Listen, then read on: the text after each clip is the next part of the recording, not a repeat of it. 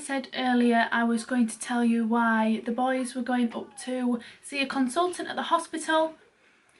So to begin with, I am just going to say that they both had a very difficult start in life. They both go to the consultant for checkups just to make sure everything is okay. Sorry again for noise and things that you might hear. Isaac's awake, so he's just playing in his room and playing with his cars. Hiya. A car. You got a car? A car. Yeah. Right, I'll speak about Isaac first because his story's a lot shorter than what Elliot's is.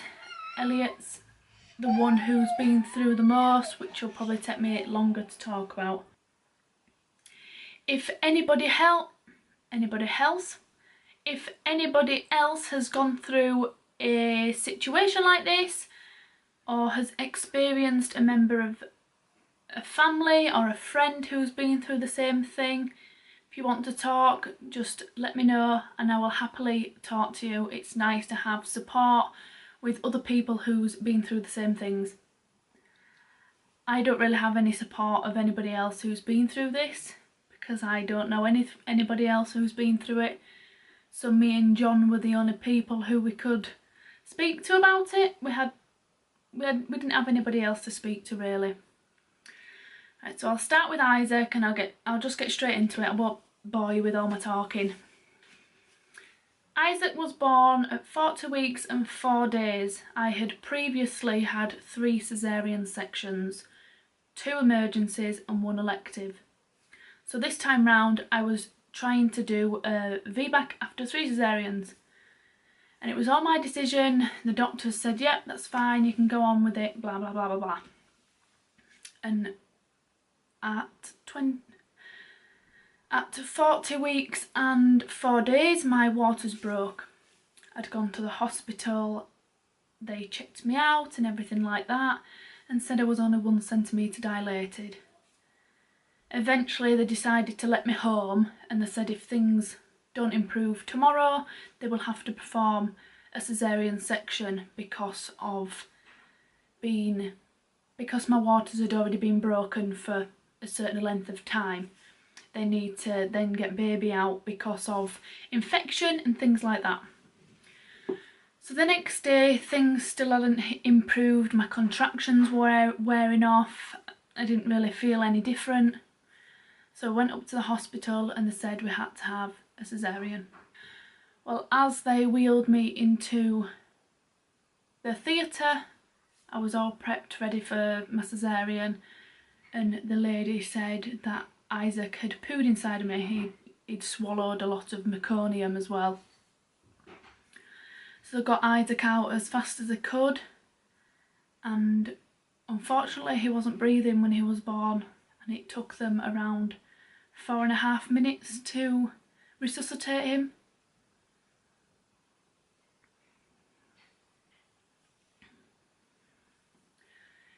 Me and John didn't have a clue what was going on. We didn't even realise he'd been born. We got told nothing until after about 10 minutes, I think they eventually said, he's been born. We're trying to help him as much as we can. Because we only live in a small seaside town, Scarborough Hospital don't deal with poorly babies. Isaac got sent all the way up to Hull. Because he'd swallowed meconium, they eventually got him breathing again after 4.5 minutes and put him on a ventilator and travelled him all the way to Hull. As he was in Hull, he had to be put on a cooling mat for 72 hours, I think they said, and the cooling helps with any swelling on the brain and things like that. They told us because of his lack of oxygen he could be brain damage. So at this point me and John were thinking, seriously, you know, not again. We'd already had our previous child in hospital for a long time, and now it's happening again, and we could be facing more struggles and more challenges. After about 15 days, Isaac was eventually allowed home from hospital. So he spent about 10 days in NICU and then another 5 days in the SCBU at Scarborough Hospital. So it was only a short time he was in compared to what Elliot was in, but we still had things in the back of our head like, you know, what's the extent of his brain damage? What's he going to be like? Is he going to be able to talk? Is he going to be able to walk? And all these things just running through our head yet again. As you've seen on our vlogs, Isaac is perfectly capable of talking. He's perfectly capable of all these other things. So his appointment is because he has to have a 2-year follow-up with GPs and consultants and things like that, just to make sure he is okay. And today Isaac's last appointment is when he is 2 years old, and if we've got no concerns back on his 2-year review, they will discharge him, which is great. I've got no concerns about Isaac. John's got no concerns about Isaac. He's a happy, healthy little boy, and we are absolutely over the moon and so grateful that he doesn't have anything wrong with him. Every mum and dad, all they hope for is to have a happy, healthy child. We couldn't help but feel like something might be wrong because they said he had possible brain damage. He had something called HIE. I'm not sure how to pronounce the proper name, so I'll put it in the comments below just so you can maybe go look and have a little nosy if you wanted to. So yes, Isaac is perfectly fine now, thank God.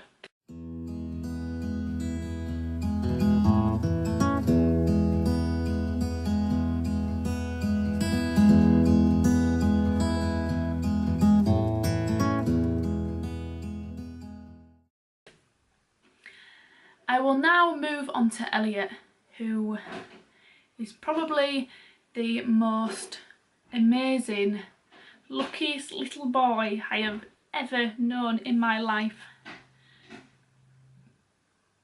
Sorry, it just really upsets me thinking about everything that he'd been through, and he just hasn't got a care in the world. He is so happy, he's so grateful. And to look at him now, you wouldn't think that he's been through everything that he's been through. He is 1 in a million, is Elliot, and he deserves absolutely everything in this world. He is the most amazing little boy I have ever met, and nothing ever phases him. He is probably the most poorest little boy. He's the one who gets colds all the time, he's the one who gets sick all the time, and he just deals with it so wonderfully. He's had chickenpox, he's had shingles, he had shingles last year, and everything just gets thrown at Elliot, and you just wouldn't think, looking at him, he's been through all that he's been through.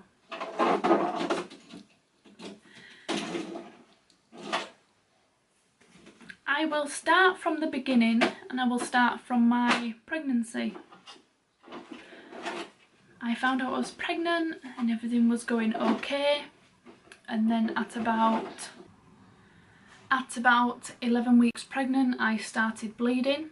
I obviously thought of the worst. I didn't know whether I was having a miscarriage or anything like that. I didn't have a clue what was going on. I was scared. So me and John went up to the hospital. They did a scan and everything seemed perfectly fine. So they eventually sent us home after the scan and making sure everything was okay. So we got home and I continued bleeding. The bleeding didn't stop. I didn't know why I was bleeding. I was tired all the time. I woke up in the morning. John would do whatever he had to do with getting the 2 girls ready for school. Next thing he knew, I'd be fast asleep on the sofa.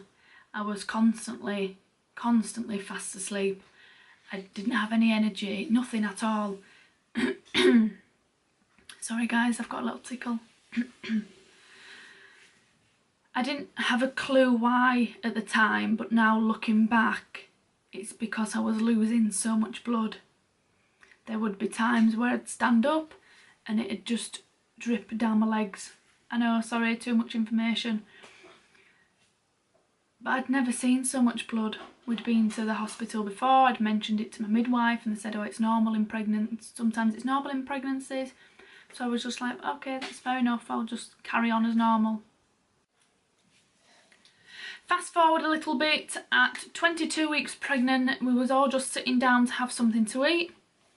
I started to go eat my food and then all of a sudden I couldn't breathe. I don't know what was going on, I just couldn't breathe. John said, hold on, I'll go and get a bag or something. Everything was just a blur past this point. And then the next thing I know, I was waking up by John. John was trying to wake me up by slapping my face and things like that. I ended up having a fit and I'd fainted, and I don't have a clue why. At the time I didn't have a clue why, now I know it's because of how much blood I lost. So we'd gone up to the hospital, they checked me out and everything like that, and altogether I had to have 8 blood transfusions because of how much I'd lost. They told me I had a hematoma, which is like a blood clot, a bruising on my cervix, and that's what was causing the bleeding. I don't think it was that, but that's just what they told me. They said I had to stay in hospital until he was born, and at the time I was only 22 weeks, so I had quite a while to wait. They said if he wasn't born at 34 weeks, they will induce me or give me a cesarean then. A couple more weeks later, at 27 weeks, at this point I'd been in hospital the whole time on strict bed rest. I couldn't do anything because of the bleeding.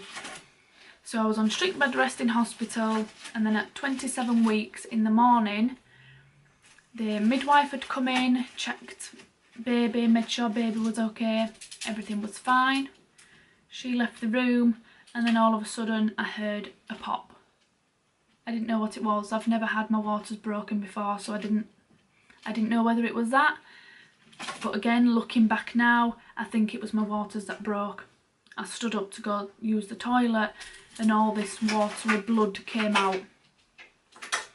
I'd called the nurse back in and told her she'd put me on the monitor again and couldn't find Elliot's heartbeat.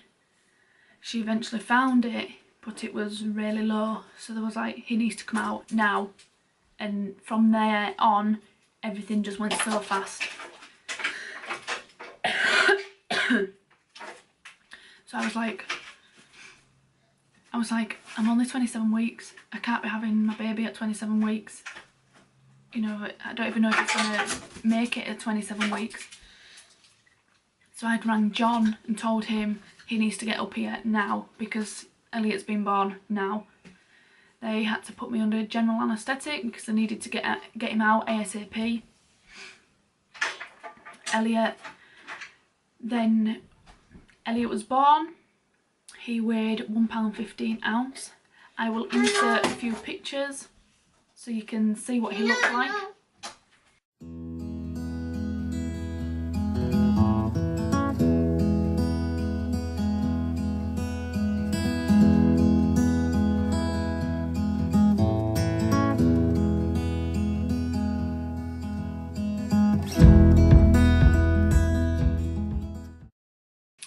And again, like I said before, Scarborough don't deal with such small babies, so Elliot was rushed to Leeds Hospital where he got all the treatment he needed because of being born so early. Me and John was absolutely distraught. At this point we were both only 21, so we were still pretty young. It just seemed like such a scary point in our lives. We didn't know what the outcome was going to be, we didn't know what was going to happen.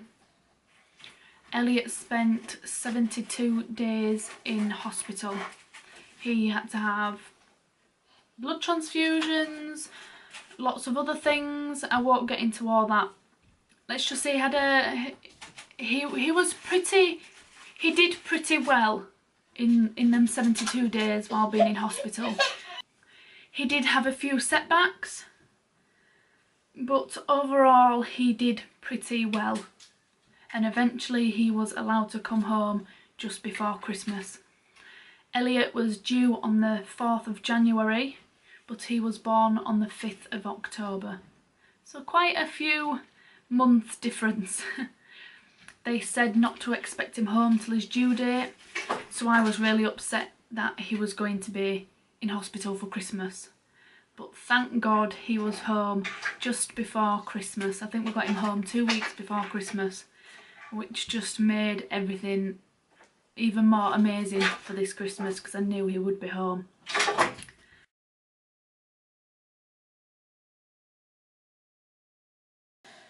I'd heard about other premature babies getting RSV and bronchitis and things like that, and one of the things of bringing him home at Christmas I was afraid of is if he ended up catching bronchitis or RSV. Fast forward to the 1st of January. The 1st of January is meant to be a happy time for a lot of people, but for me it is probably one of the worst days of my life. I can never seem to feel the same on New Year's Eve anymore. A couple of days before the 1st of January, Elliot had got a bit of a cold and things. Elliot had got a bit of a cold and he were a bit stuffy. So John took him up to the hospital and they had told us he had bronchitis. And at this point I started to worry because I thought with him being born so early, I don't know what the outcome is going to be. They discharged him from the hospital after saying he had bronchitis, which they shouldn't have done. They should have known that he was born so early and it can kill him. And they should have kept him in the hospital and treated it there and then. If they had done that, none of what he's going to go through next would have happened. Fast forward back to the 1st of January. It was just a typical day. We were just sat in the living room watching telly and John was holding Elliot on his chest. He was sleeping and then he looked at him. He was like, "Oh, you scare me then, little man." I said, what's wrong? He said, "I thought he wasn't breathing." And I looked. I said, "Johnny's blue." And Elliot had stopped breathing. I completely panicked. I didn't have a clue what to do. John was like, "Ring an ambulance, ring an ambulance." And John deserves all the support and claps and everything else in the world because John had to resuscitate Elliot and managed to bring him back around. While I was on the phone for the ambulance to get here, Elliot stopped breathing again. And again, John resuscitated him. I have never been more scared in my life. I completely panicked.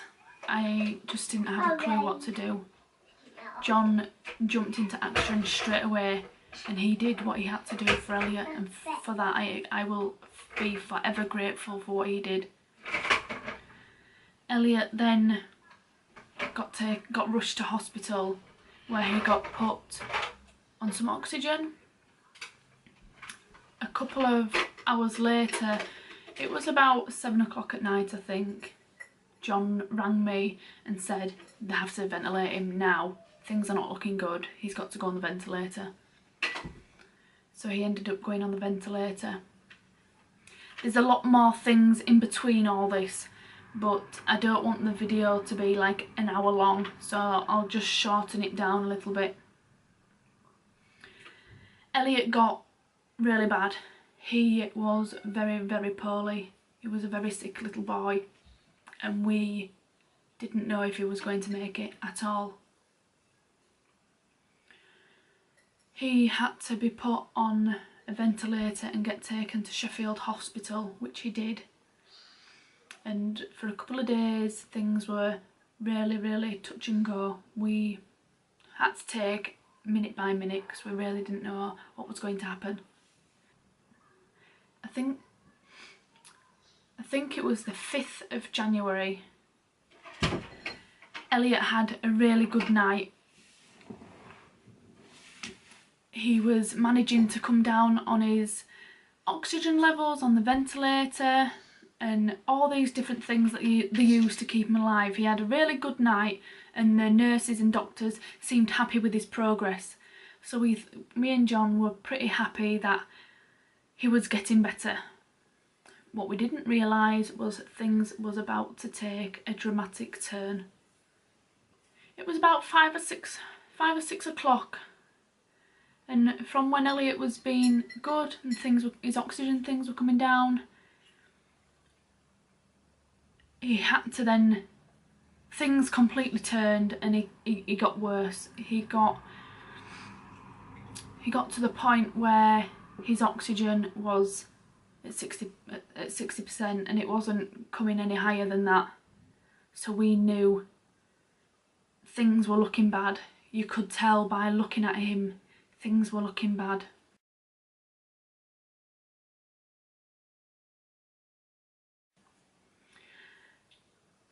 A consultant took me and John into a room and said Elliot wasn't going to last the night.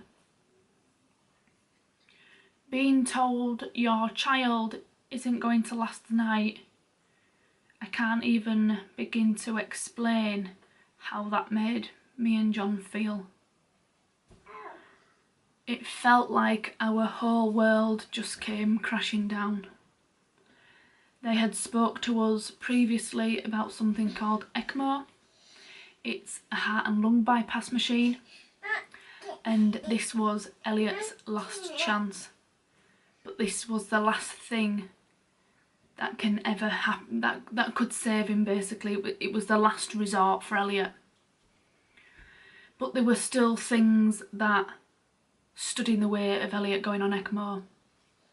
One was whether he fit the criteria to go on it, and the second was they didn't have an ECMO team in Sheffield, so they had to get one from somewhere else to get to Elliot.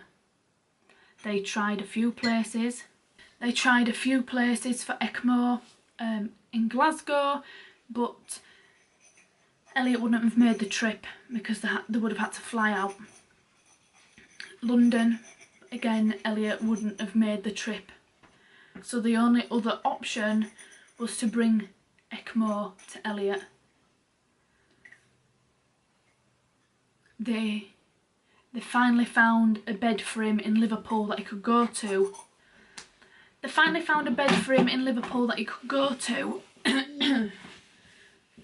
But as I said, they had to bring the ECMO team to Elliot. I don't know where the ECMO team were, but they were about 2.5 hours away. I remember speaking to one of the nurses and I'd said, will he last that long? And she just said she doesn't know. So we was watching Elliot lying there fighting for his life, waiting for the ECMO team to get here. And it was the most longest time of my life. I can't even describe what sort of feelings were going through my head at the time.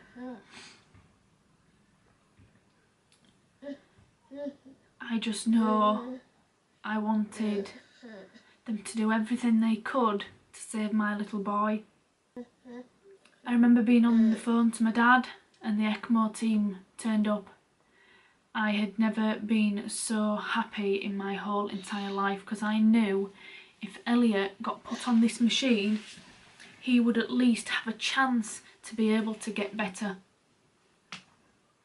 So they finally got here and Elliot finally got on ECMO. I will insert a few pictures to show you what ECMO was and what it looked like, how he was on it.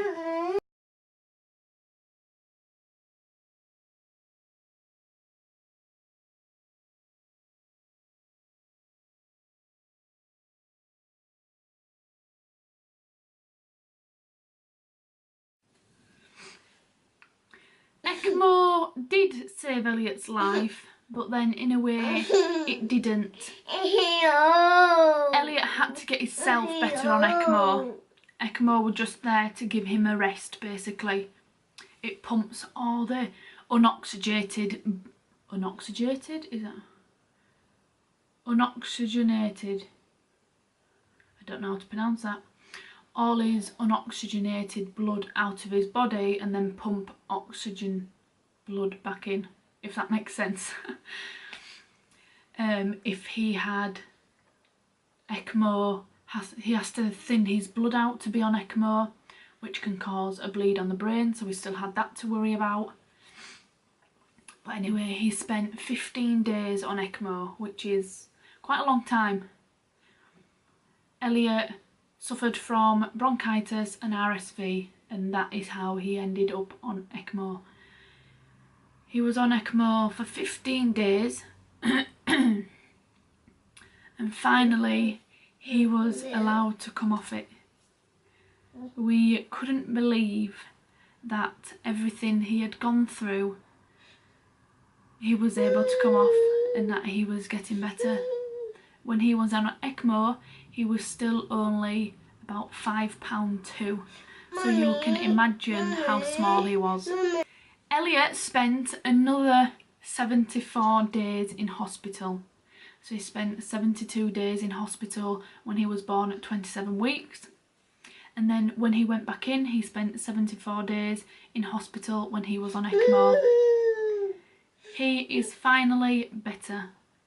So his consultant appointment was to make sure he's okay from whatever he has been through.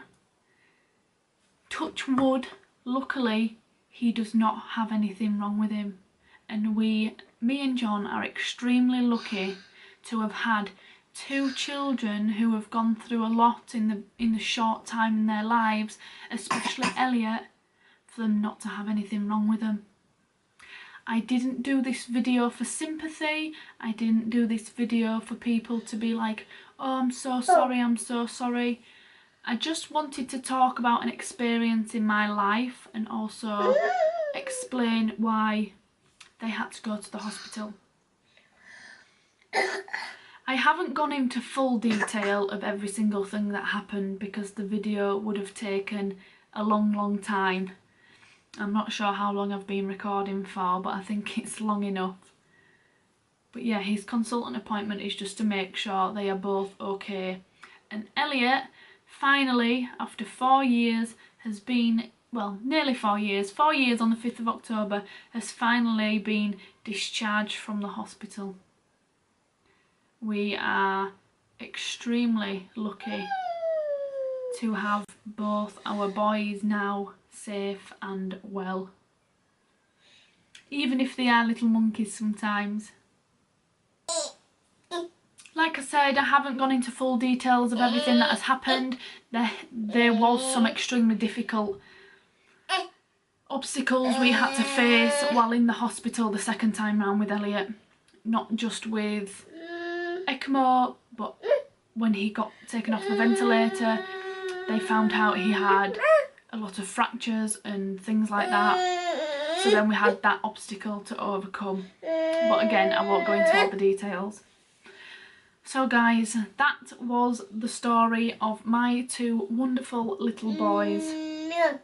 And yes, it does still upset me, but I have learnt over time that even though it was such a hard time to go through, to not dwell on the past, to not get upset about things that have happened, try look forward to the future and look at how they are now and know they are both perfectly safe, healthy, happy little boys. Yeah. Yay! Yay!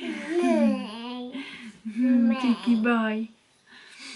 So I hope you enjoyed listening to my, well, not enjoyed, I wouldn't say it's a very enjoyable subject, but I hope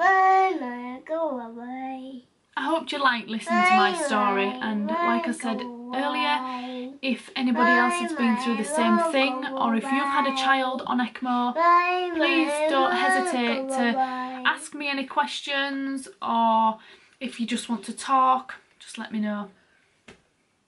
Bye guys.